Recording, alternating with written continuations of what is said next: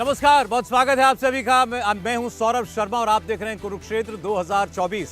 प्रधानमंत्री नरेंद्र मोदी ने अब से आज दोपहर में हमारे पीछे इसी संसद भवन में राज्यसभा के अंदर भाषण दिया। आज मौका था 2 रोज पहले जो आपने लोकसभा में उनकी स्पीच सुनी, आज राज्यसभा में वो राष्ट्रपति के भाषण पर, धन्यवाद प्रस्ताव पर अपनी बात रख रहे थे। और लोकसभा के भाषण से अगर आज तुलना करें तो आज बहुत कुछ नया था प्रधानमंत्री की स्पीच में। आज प्रधानमंत्री नरेंद्र मोदी ने मोदी 3.0 की बात की।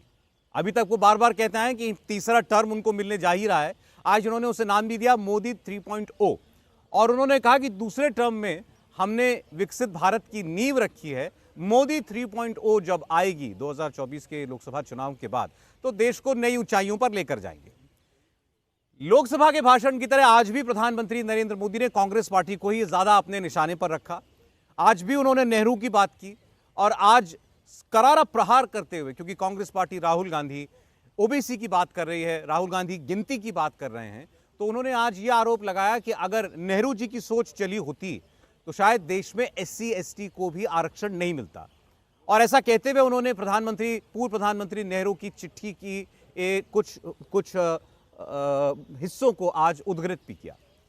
आज प्रधानमंत्री ने कांग्रेस पार्टी पर चुटकी लेते हुए यह भी कहा कि आपको पश्चिम बंगाल से एक चुनौती मिल रही है। वहां ममता बनर्जी कह रही हैं कि इस बार कांग्रेस को शायद 40 सीट भी ना आए, तो मैं उम्मीद करता हूं कि आपको 40 सीट तो मिल ही जाए। उन्होंने अपनी बीजेपी की 370 सीटों का फिर एक बार जिक्र किया। लेकिन आज शायद उनका सबसे करारा प्रहार राहुल गांधी के लिए था, जिनका उन्होंने नाम तो नहीं लिया, लेकिन कहा कि कांग्रेस पार्टी ने अपने युवराज को एक स्टार्टअप दिया है जो नॉन स्टार्टर है। और राहुल गांधी बार बार कोशिश के बाद भी न लॉन्च हो पा रहे हैं, न लिफ्ट हो पा रहे हैं। तो सुनिए जरा आज राज्यसभा में दिए प्रधानमंत्री मोदी के भाषण के कुछ हिस्से, फिर करेंगे आज की चर्चा की शुरुआत। अपने युवराज को एक स्टार्टअप बना करके दिया है। अभी वो नॉन स्टार्टर है।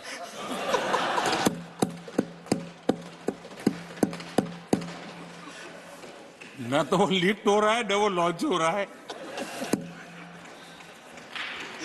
पिछली बार भी इतनी शांति से रहे हो तो कितना मजा आता। खड़गे जी का विशेष आभार प्रकट करता हूं।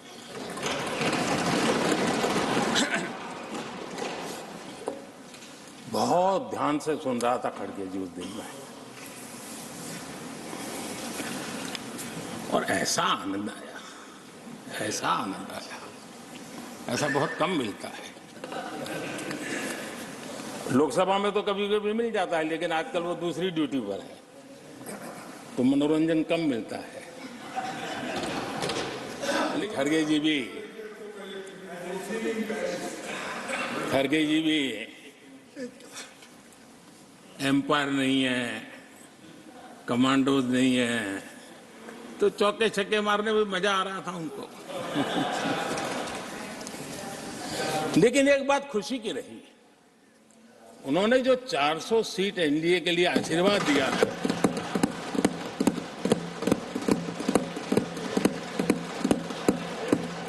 और मैं खड़गे जी के इन आशीर्वाद को, आपके आशीर्वाद मेरे सर आंखों पर, अब आपको आशीर्वाद वापिस लेना तो ले सकते हैं। मैंने भी एक प्रार्थना की है, और प्रार्थना तो कर सकते हैं, और मैं तो करता रहता हूं। पश्चिम बंगाल से आपको जो चैलेंज आई है,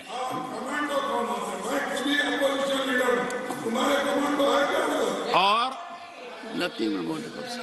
पश्चिम बंगाल से चैलेंज आई है कि कांग्रेस 40 पार नहीं कर पाएगी, 40 पार नहीं कर पाएगी। मैं प्रार्थना करता हूं कि आप 40 बचा पाए।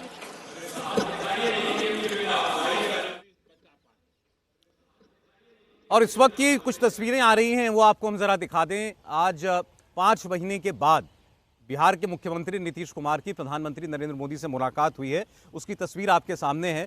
अभी अभी जो सत्ता की नई समीकरण बिहार में बने हैं, उसके बाद ये पहली मुलाकात हो रही है और 12 तारीख को बिहार की विधानसभा के अंदर नीतीश कुमार को अपना बहुमत भी सिद्ध करना होगा, तो उनके लिए भी एक परीक्षा बाकी है। उससे पहले यहाँ वो आज दिल्ली आए हैं 2 दिन के दौरे पर और उनकी मुलाकात प्रधानमंत्री से हुई है। इसके बाद उनको गृहमंत्री से भी मिलना है, बीजेपी के अध्यक्ष से भी मिलना है।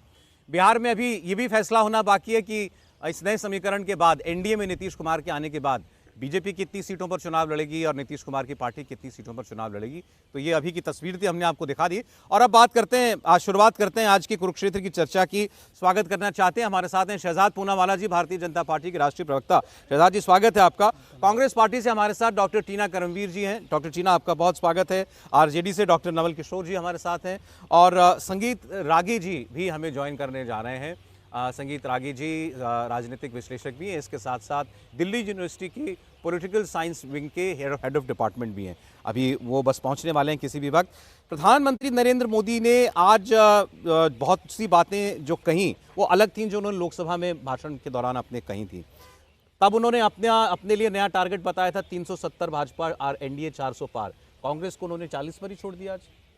देखिए, ये बयान जो है कि 40 पार कांग्रेस पार्टी नहीं कर पाएगी, ये हमारा बयान थोड़ी है। ये तो कांग्रेस की इंडिया गठबंधन की साथी ममता दीदी का बयान है। और देखें ना, ये न्याय यात्रा कम है और राहुल गांधी की बाय बाय यात्रा ज़्यादा है। क्योंकि आप देखिए कि जब यात्रा शुरू नहीं हुई थी उससे पहले मायावती जी ने बाय बाय कर दिया, फिर यात्रा शुरू होने के दिन पर मिलिंद जी ने बाय बाय कर दिया, फिर ममता बनर्जी ने बाय बाय कर दिया, फिर आम आदमी पार्टी ने पंजाब में बाय बाय कर दिया, उसके बाद बिहार में नीतीश जी ने बाय बाय कर दिया और अब पता नहीं उत्तर प्रदेश में कौन बाय बाय करने की तैयारी में बैठा है। जनता भी बाय बाय करने के मूड में है। इसीलिए एक तरफ तो इनकी बाय बाय यात्रा है और दूसरी तरफ देखिए कि किस प्रकार से विकसित भारत की संकल्प यात्रा किस प्रकार से चल रही है। आज प्रधानमंत्री ने उद्बोधन में क्या क्या गिनाया, उन्होंने डिसीजंस टेकन, मिशन जो अकम्प्लिश किया है और आगे का विजन गिनाया। Mission, vision, decision. और इनके यहाँ पर क्या है, केवल कंफ्यूजन, कॉन्ट्रडिक्शन, राजनीति ऑफ डिवीजन, पारिवारिक ambition and family run profession, इसके अलावा कुछ नहीं है। अच्छा, दूसरी बात आप देखिए, हमारे साथ तो रामलला और गीता है। रामलला और गीता सुनकर ये लोग थोड़े से नाराज हो जाएंगे, मैं समझा देता हूँ।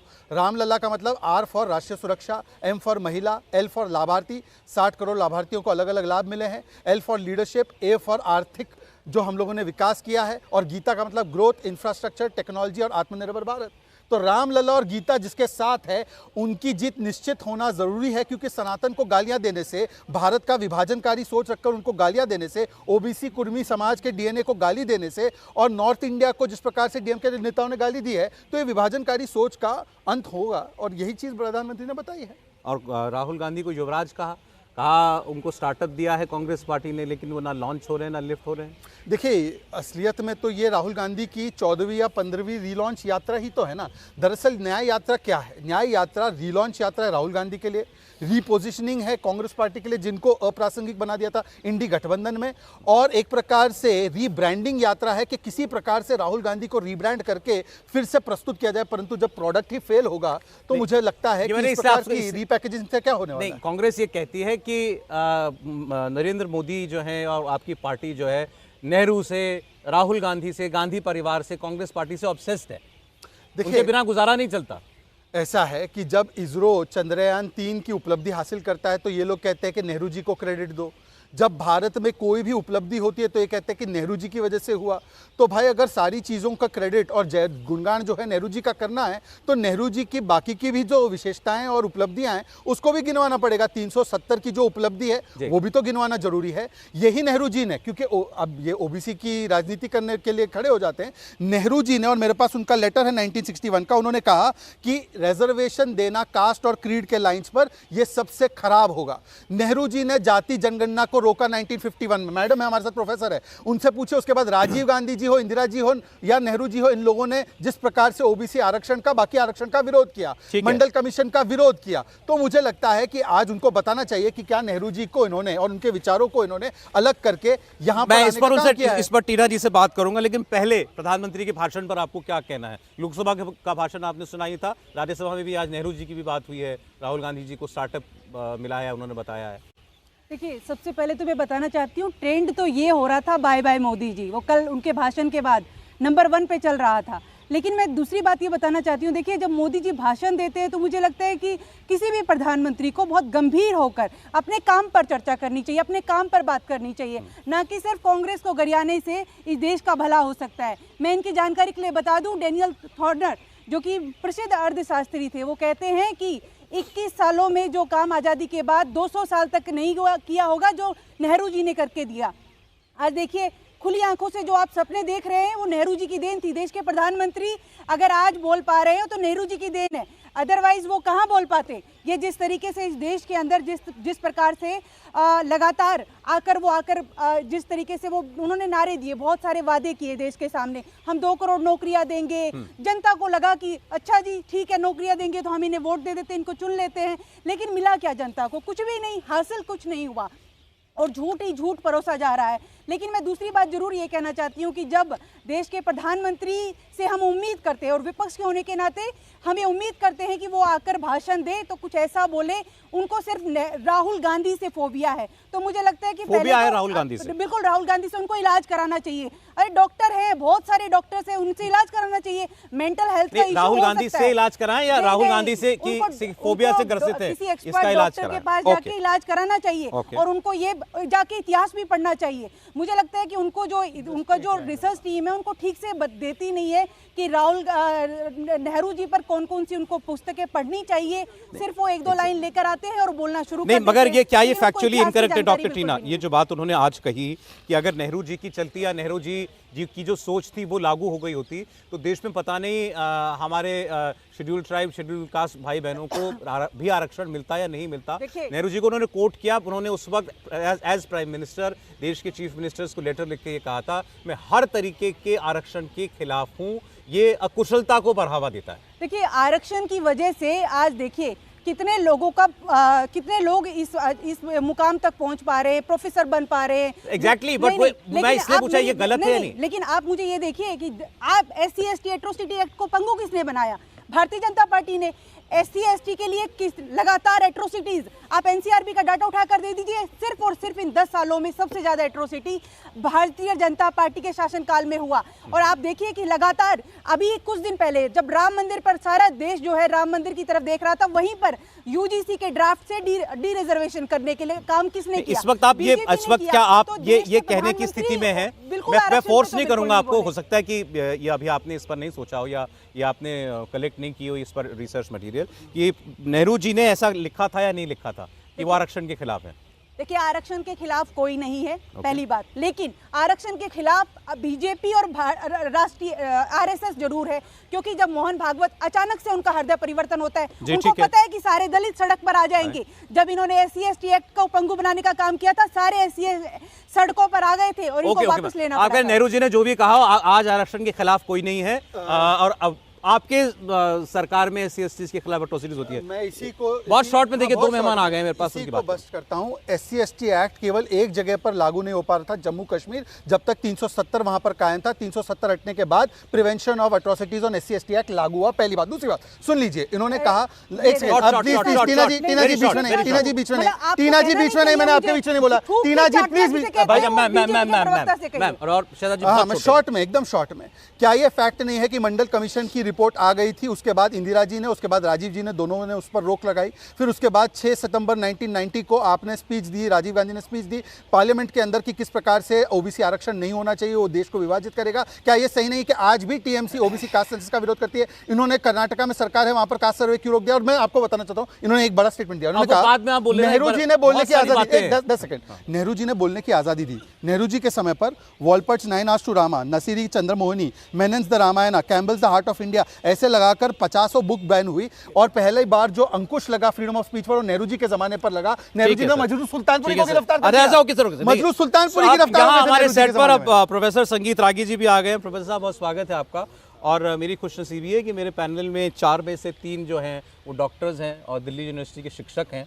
आप HOD हैं, तो 2 मेरे साथ प्रोफेसर और लेक्चरर्स और प्रोफेसर भी हैं, हमारे मित्र भी हैं। और आप नहीं, मित्र तो आप सभी होंगे एक दूसरे के। तो मैं और शहजाद जी कुछ कम पढ़ा लिखा महसूस कर रहे हैं आप लोगों के बीच में। डॉक्टर नवल किशोर, क्या कहना है आपको प्रधानमंत्री की स्पीच पर? वो ऐसा ही व्यंग जो है राहुल गांधी पर प्रशांत किशोर ने किया, जैसा व्यंग आप मुझ पर कर रहे हैं। वो अच्छा, प्रशांत किशोर ने कहा कि राहुल गांधी बहुत हठी हैं, अब उनकी प्रशंसा उन्होंने की या उनका उन्होंने कहा Rahul Gandhi has nerves of steel, हमारे आपके अदालत कार्यक्रम में कहा नर्व्स ऑफ स्टील।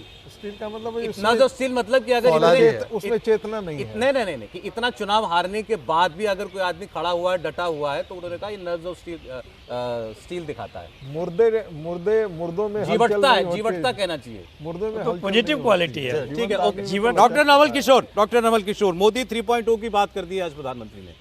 देखिए मोदी जी जो संदेश दिए हैं उसका एक मतलब जो देश की जनता को समझना चाहिए कि अगर तीसरी बार हमको चुनोगे तो जीरो पर आकर टिक जाओगे, यही मान सकते हैं। क्योंकि पिछले 10 साल का जो अनुभव है मोदी सरकार का, वो चाहे नौकरी हो, चाहे अर्थव्यवस्था हो, चाहे जिस क्षेत्र में आप बात करें, उस समय में क्षेत्र में समस्या ही समस्या है।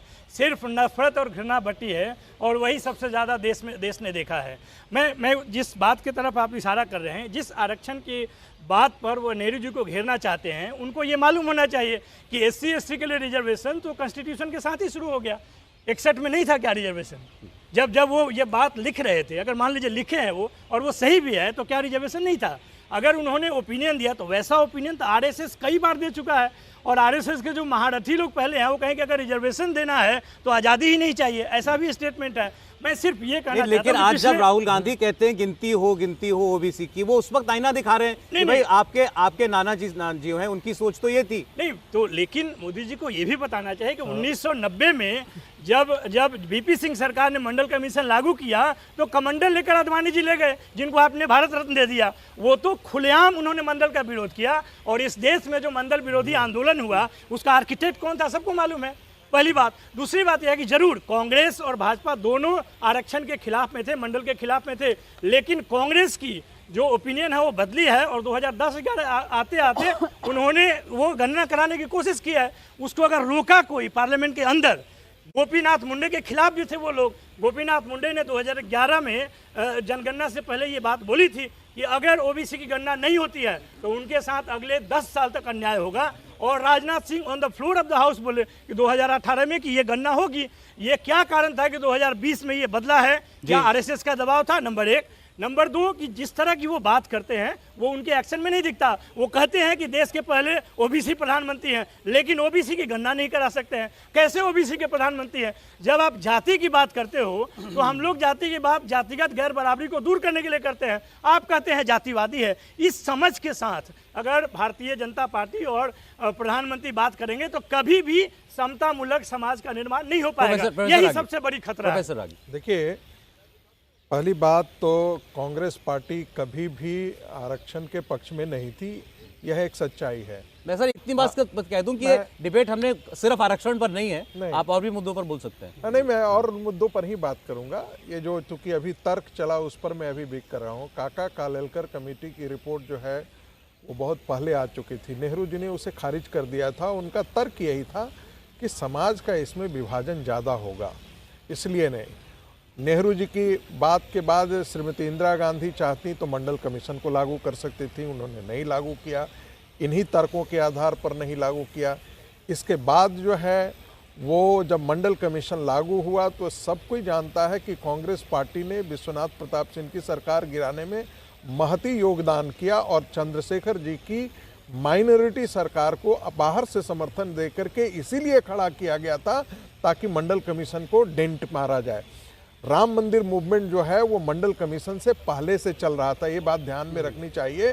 शिला पूजन का कार्यक्रम उससे बहुत पहले से चल रहा था। राम मंदिर का आंदोलन जो है 1984 से चल रहा था। इसलिए ये कहना कि मंडल के खिलाफ कमंडल लाया गया, ये बेतुका तर्क है। एक बार और जोड़ देना चाहता हूँ कि देखिए, जो कुछ भी स्थिति है, प्रधानमंत्री जी ने आज कांग्रेस को चेहरा दिखाया है। आज आप किस आधार पर नरेंद्र मोदी कह रहे हैं कि हम 400 के पार जाएंगे? इसलिए कह रहे हैं कि चाहे वो वर्ल्ड बैंक हो, चाहे वो दुनिया की कोई भी रेटिंग एजेंसी ला दे।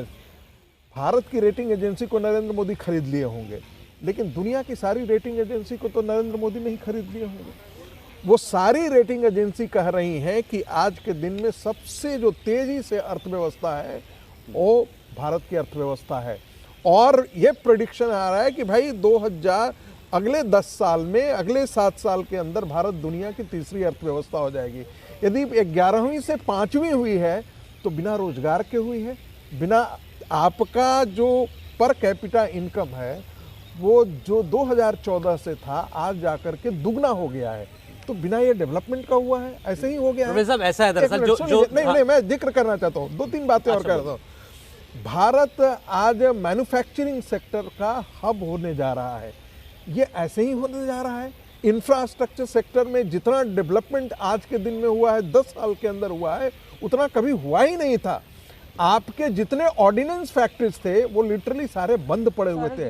आज भारत 15,000 करोड़ रुपए का आज निर्यात कर रहा है। 50 ऐसे जिसको कहते हैं वॉरशिप्स तैयार कर रहा है। आपका इंडिजिनस प्रोडक्शन हो रहा है, क्योंकि कल तक आप हमेशा हथियारों के सौदे में दलाली करते थे। प्रधानमंत्री ने भारत के विकास के गणित को और ग्रामर, व्याकरण दोनों को बदल दिया है। अच्छा प्रोफेसर साहब देखिए, एक बड़ी खबर आ रही सर, सॉरी बीच में रोका मैंने आपको। उत्तराखंड की विधानसभा के अंदर समान नागरिक संहिता का जो बिल था, जो विधेयक था, वो पास हो गया है, यानी अब ये कानून बन गया है। यूसीसी का बिल उत्तराखंड की विधानसभा में पास हो गया है अपने आप पे। लेकिन ये ऐतिहासिक दिन तो है, क्योंकि यूसीसी जैसी चीज, समान नागरिक संहिता जैसी चीज भारत में कभी कानून बनेगा, भारत के एक हिस्से में भी कानून बन पाएगा, इसको लेकर के शायद बहुत लोगों को उम्मीद नहीं रही हो, लेकिन उत्तराखंड की विधानसभा में ये पास हो गया। सर एक 10 सेकंड तस्वीर दिखा दूं, क्योंकि वहां फिर जय श्री राम के नारे वगैरह सब गूंजे हैं सदन के अंदर। देखिए जरा, आप बोलिएगा। आरक्षण विधेयक 2023 परवर समिति द्वारा यथा संशोधित को खंडशः विचार। प्रश्न यह है कि खंड 2 से खंड 6 एवं खंड 1 प्रस्तावना और शीर्षक इस विधेयक के अंग माने जाएं। जो माननीय सदस्य इसके पक्ष में कृपया हाथ उस पर वैसे पास हो चुका है। जो माननीय सदस्य इसके पक्ष में कृपया हाथ सर्वसम्मति। आप बोल लीजिए इस पर एक छोटी टिप्पणी। देखिए, मैं बस इतनी टिप्पणी करना चाहता हूं कि भारतीय जनता पार्टी के जनसंघ के समय से यूसीसी एक महत्वपूर्ण मुद्दा था, उसको वैचारिक अधिष्ठान का हिस्सा था। आर्टिकल 370 को खत्म करना है, ये उनके वैचारिक अधिष्ठान का हिस्सा था। पालमपुर के बाद विरासत को बचाने का, जिसमें अयोध्या, मथुरा काशी नहीं आए थे, लेकिन राम मंदिर का मुद्दा जो है वो पालमपुर 1989 के साथ उनके वैचारिक अधिष्ठान का हिस्सा था। बांग्लादेशी घुसपैठियों को हमको बाहर निकालना है, ये उनके वैचारिक अधिष्ठान का हिस्सा था जी। ये सारे मुद्दे, मुझे लगता है कि ये एक दशक के अंदर भारतीय जनता पार्टी की सरकार जो नरेंद्र मोदी के नेतृत्व के अंदर है, अपने वैचारिक अधिष्ठान के जितने महत्वपूर्ण मुद्दे हैं, ये तय किया गया था कि 19 से 24 के बीच में सारे काम कर डालने हैं। देखिए, मुझे लगता है कि 370 भी हो गया, राम मंदिर भी हो गया, यूसीसी भी हो गया। सर ब्रेक ले लूं मैं, फिर इस पर आगे हमें बात करने के लिए एक और विषय भी मिल गया है। एक छोटा सा ब्रेक, आप देखते रहिए आज की कुरुक्षेत्र की बहस।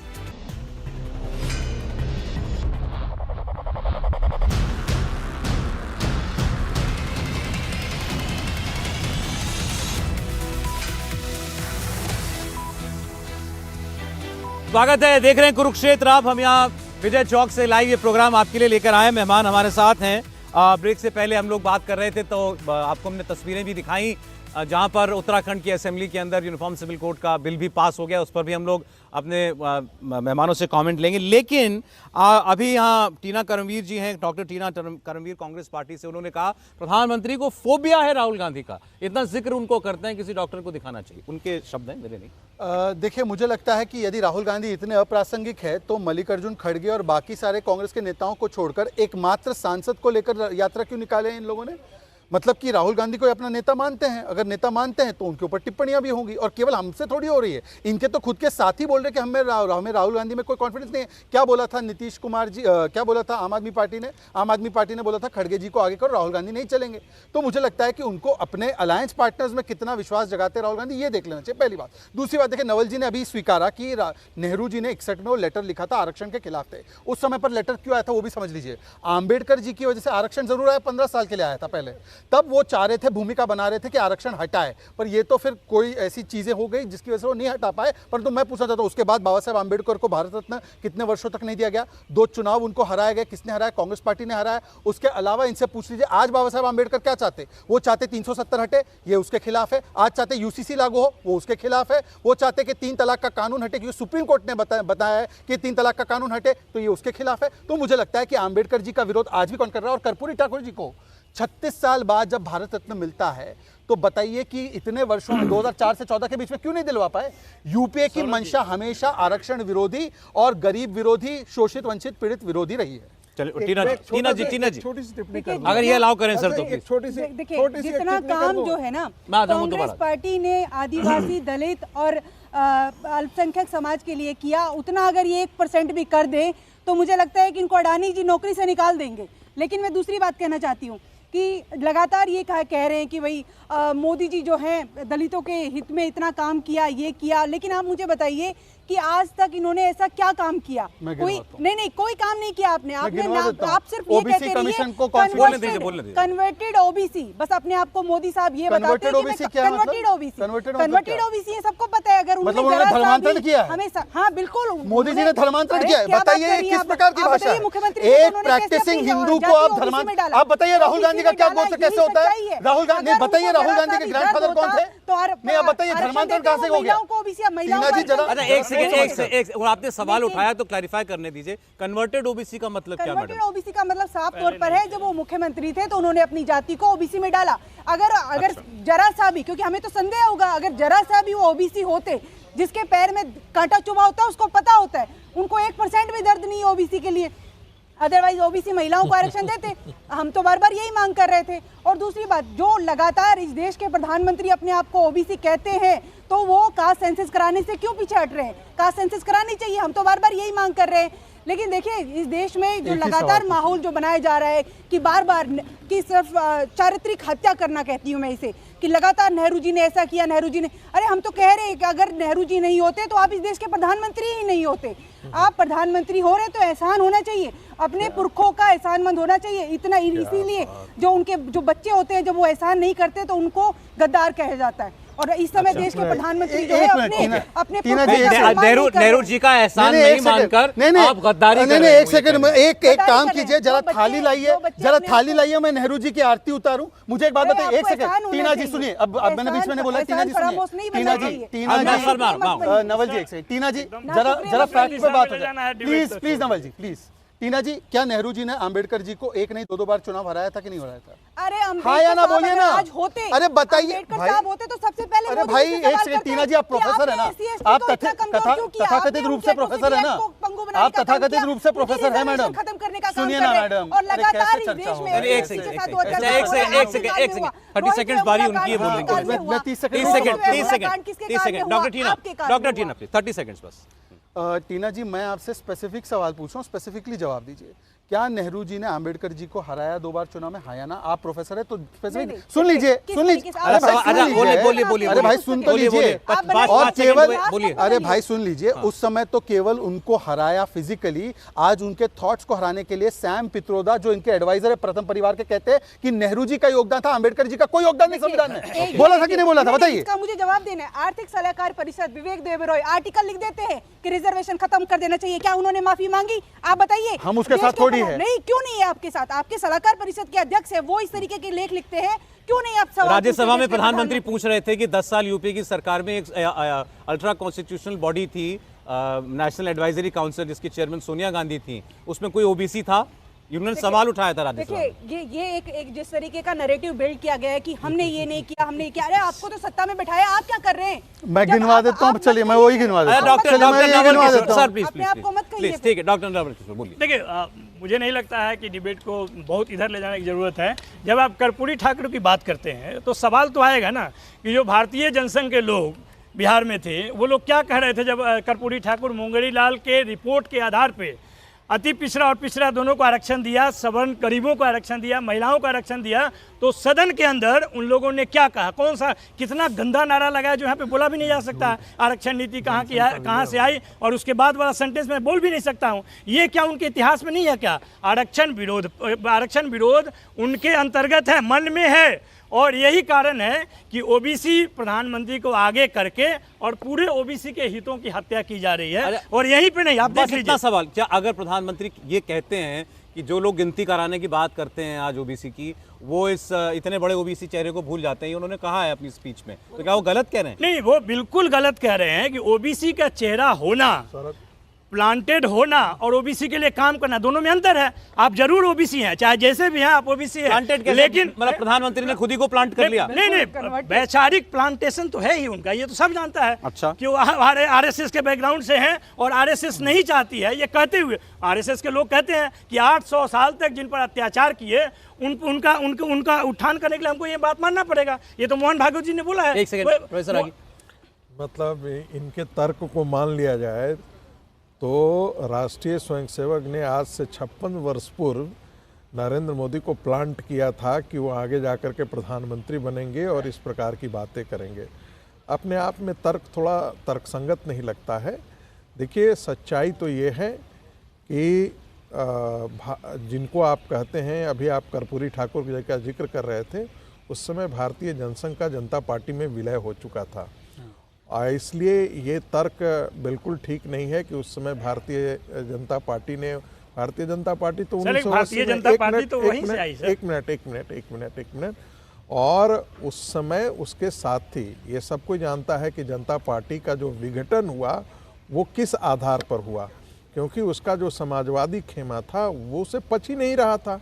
वो संगठन एक प्रकार का उससे वो विघटन का दौर जो है वो वहाँ से हुआ। समाजवादियों ने उसका बंटाधार किया, उसमें भारतीय जनसंघ की कोई भूमिका नहीं थी।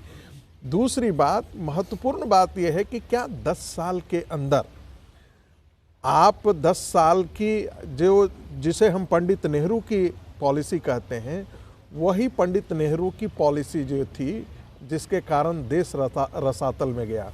उस समय इस देश का विकास दर को हिंदू ग्रोथ रेट कहा जाता था। 2.3, 4.3, 2.6 ऐसे ही ग्रोथ रेट हुआ करते थे भारत का जी। जिस व्यक्ति ने सर्वाधिक योगदान किया वो नरसिंह राव जी थे और बाद में मनमोहन सिंह जी थे। उनका जिक्र नहीं करते हैं कभी। अरे सर, आपकी बात को सही भी मान लिया जाए, मैं केवल इतना कह रहा हूं। एक सेकंड, बहुत से लोग ये कहते हैं क्यों बात कर रहे हैं नेहरू जी की, छोड़े हम आप अपनी बात कीजिए। आज की बात कीजिए, भविष्य की बात कीजिए। नहीं तो आज की बात तो मैं इसीलिए कहता हूं, आज के दिन में 14 करोड़ लोग आज हवाई जहाज से यात्रा कर रहे हैं। आपने सोचा होगा कभी? एम्स 3 गुने बढ़ गए, आपने सोचा होगा कभी? आपने हवाई अड्डे दुगने हो गए इस देश में, आपने सोचा होगा कभी इस देश में 10 साल के अंदर इतने बड़े परियोजनाएं चालू होंगी? कभी सोचा होगा आपने?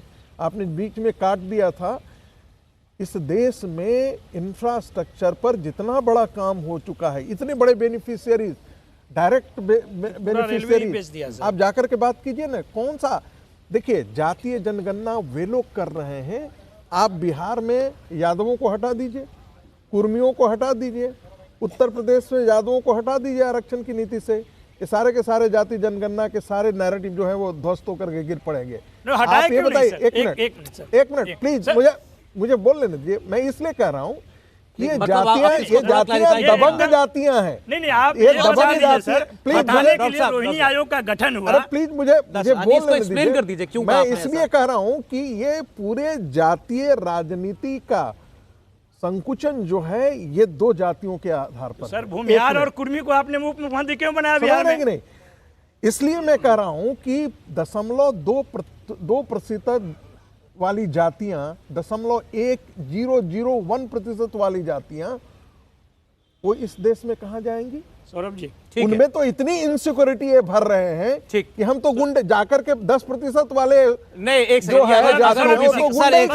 ओबीसी की गिनती होगी तो इससे मतलब केवल यादव को, मेरा कहना है कि जातियों के आधार पर हिंदू समाज को तोड़ने की साजिश सोरेश वगैरह जैसे लोगों की है। अच्छा, ये 2019 में भी प्रयोग करने की 2019 में भी प्रयोग करने की कोशिश की गई थी। एक काउंटर आ रहा है। देखिए, बेहद हास्यास्पद है, जब मंडल कमीशन रिपोर्ट आया उसमें 40 रिपोर्ट है, मात्र 1 रिपोर्ट लागू होता है संविधान संगत, तो इस देश में नंगा नाच होता है। करने वाले कौन होते हैं? यादव और कुर्मी होते हैं। करने वाले वो लोग होते हैं और वो लोग कहते हैं मेरिट की हत्या हो रही है। वही जब ईडब्ल्यूएस को आरक्षण मिलता है तो कोई नहीं कहता है कि उसमें मेरिट की हत्या हो रही है। आरक्षण पर ये दोहरा चरित्र भारतीय जनता पार्टी में जो है वो संघ से जनित है, इसमें कोई दो राय नहीं है। आप जहां तक कहते हैं कि जातियों में जो ओबीसी की जातियां हैं उसमें कुछ जातियों को ज्यादा लाभ मिला है, आपने तो रोहिणी कमीशन जिसको लाया उस चीज को पता करने के लिए और यह षड्यंत्र किया कि तीनों जातियों को बाहर निकालेंगे,